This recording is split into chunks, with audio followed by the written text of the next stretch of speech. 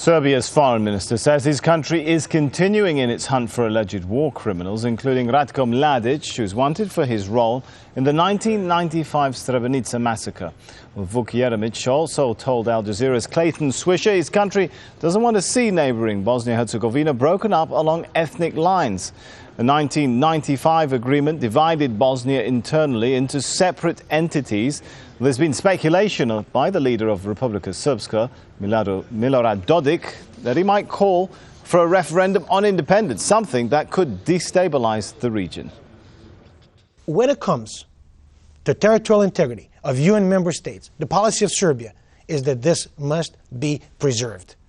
When was the last time you spoke to Dodik? A few days ago. What did he tell you?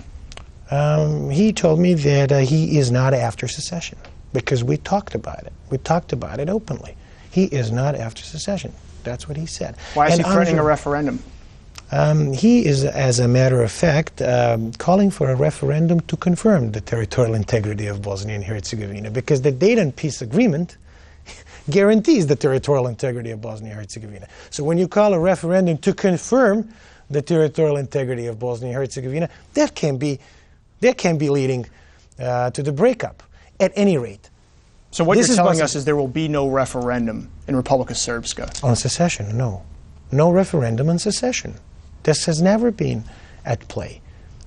You're talking about a referendum to confirm the constitution of their country, of Bosnia and Herzegovina. This is what this referendum talk is about. But at any rate, Serbia... But that would imply that there's not legitimacy in Dayton. No, but one thing is that Serbia sees Bosnia and Herzegovina as an independent foreign state. We are not involved. We're not directly involved. We're not meddling into their internal affairs. We will never be meddling inside their internal affairs. Those were the days of the past. Present Serbia, democratic Serbia, is a Serbia that wants to reconcile with Bosnia and Herzegovina. Part of this reconciliation efforts is this firm position when it comes to territorial integrity of Bosnia and Herzegovina. Another important element of this is that in a few weeks from now, Serbian parliament is going to pass a resolution that condemns the horrible war crime that was committed in Srebrenica.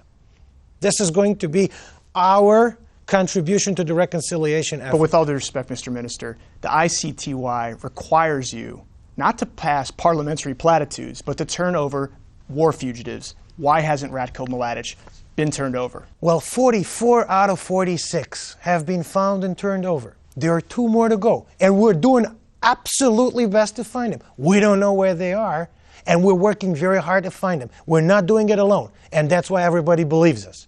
And that's why the prosecutor's office is sending reports to the Security Council saying these guys are doing their best. We're going to continue doing our best. And eventually, this is going to lead to the completion. Will he be captured? Yeah, I'm absolutely sure that he will. When? The sooner the better. The sooner the better. But we're not going to let go until this is done. Until everybody is in The Hague, we're not going to put our foot on the brake.